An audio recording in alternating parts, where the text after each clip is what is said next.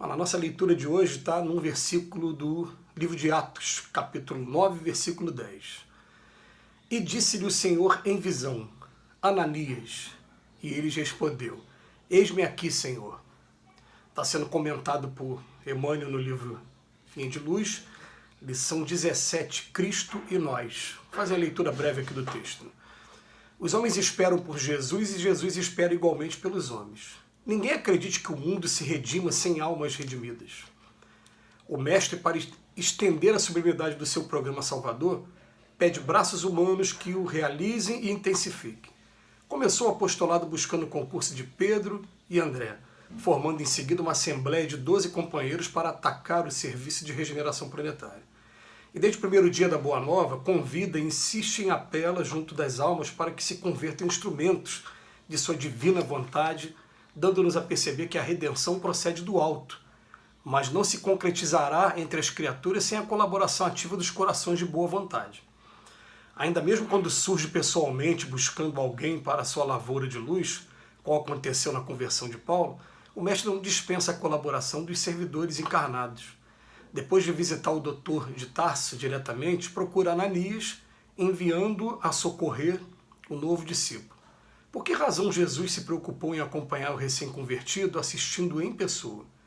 É que se a humanidade não pode iluminar-se e progredir sem o Cristo não dispensa os homens na obra de seu erguimento e sublimação do mundo.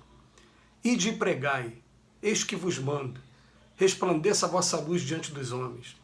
A seara é realmente grande, mas poucos são os ceifeiros. Semelhantes afirmativas do Senhor provam a importância por ele atribuída à contribuição humana. Amemos e trabalhemos, purificando e servindo sempre. Onde estiver um seguidor do Evangelho, aí se encontra um mensageiro do amigo celestial para a obra incessante do bem. Cristianismo significa Cristo e nós. Muito legal, mais uma vez, o Emmanuel falando do início do movimento cristão.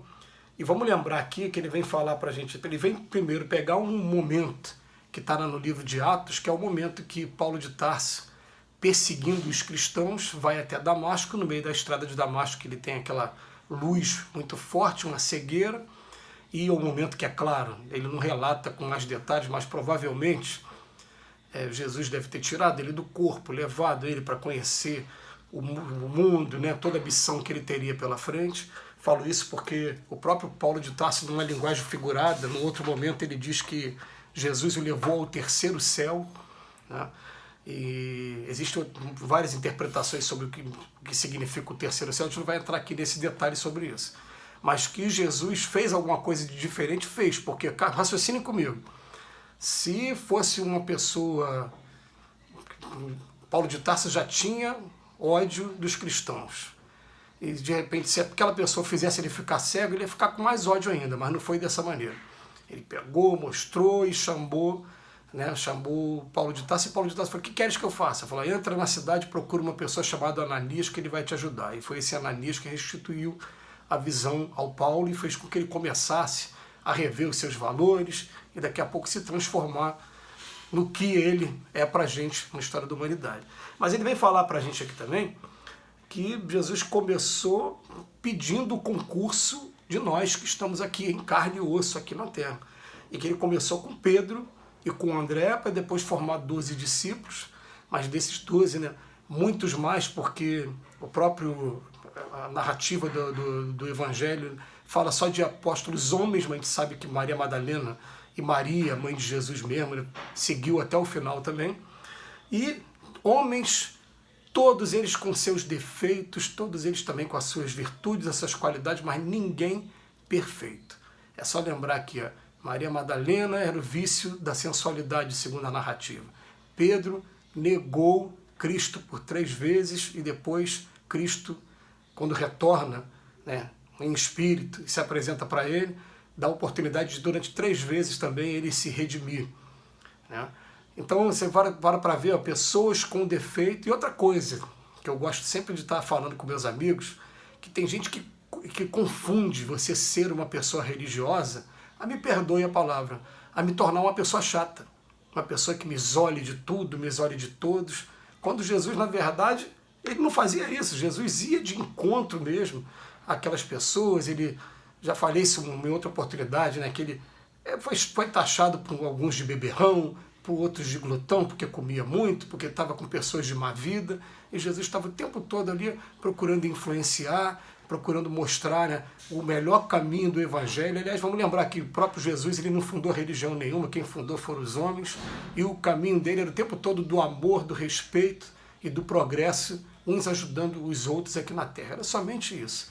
Então, às vezes, a pessoa confunde esses valores e acha que o religioso ele tem que ser um homem sério, ele tem que se retirar de alguns prazeres. É claro que com o tempo, como o próprio Paulo de Tarso fala, né, tudo me é lícito, nem tudo me convém. Mas daí você achar que você tem que ficar isolado de tudo para ser um homem religioso é completamente diferente. Aliás, é interessante que depois que eu comecei a fazer esse estudo aqui, que eu cheguei a dizer no primeiro dia, que era uma necessidade minha também, e também uma vontade de estar fazendo uma coisa diferente no Facebook, porque a gente posta tanta piada, tanta coisa.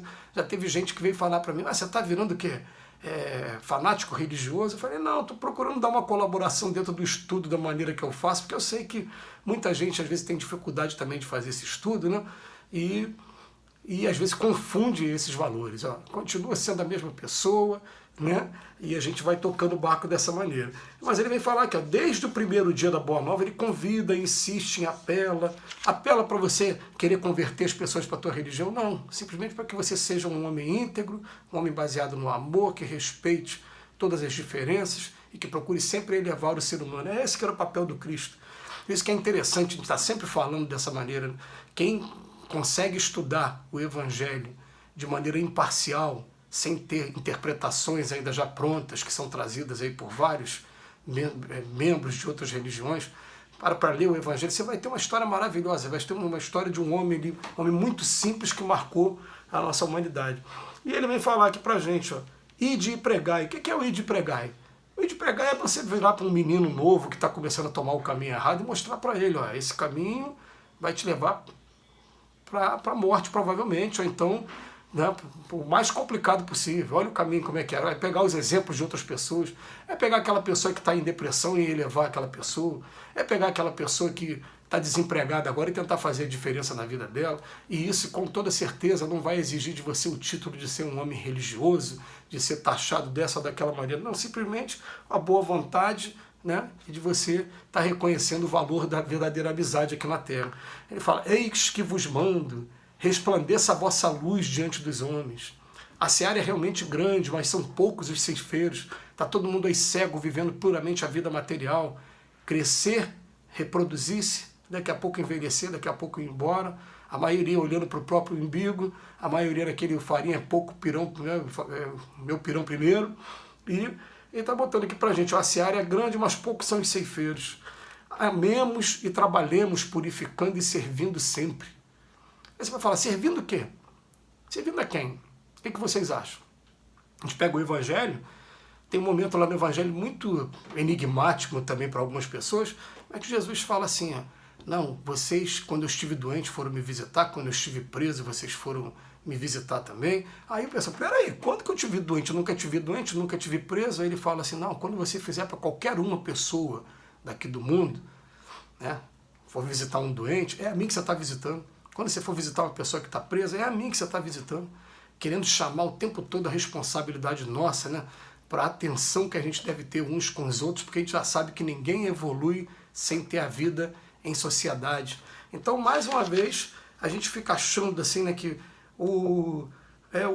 me tornar um cristão vai ser um sacrifício muito grande, e a gente vai aqui afirmar assim, ó, não é um sacrifício muito grande, é simplesmente você reconhecer o valor que o Cristo está trazendo para a gente e reconhecendo que cada vez que eu me aproximo desses valores eu me torno um ser humano melhor e acabo conseguindo fazer diferença também na vida das pessoas que estão ao meu redor, porque é simplesmente aqueles jargões que já são repetidos há tanto tempo, amar o próximo. Quem é o próximo? O próximo é que está mais próximo aqui, em primeiro lugar, minha família que está mais próximo de mim, meus vizinhos estão aqui próximos, meus amigos do trabalho, meus amigos, né, na vida social, esses são os mais próximos. Daqui a pouco o coração vai abrindo e a gente começa a fazer outras coisas, se entregar a outros trabalhos, continuando sendo a mesma pessoa, sem precisar mudar, né, o seu humor, a sua brincadeira, vivendo como um homem do mundo com os prazeres que o mundo me oferece. Que Jesus Nos abençoe.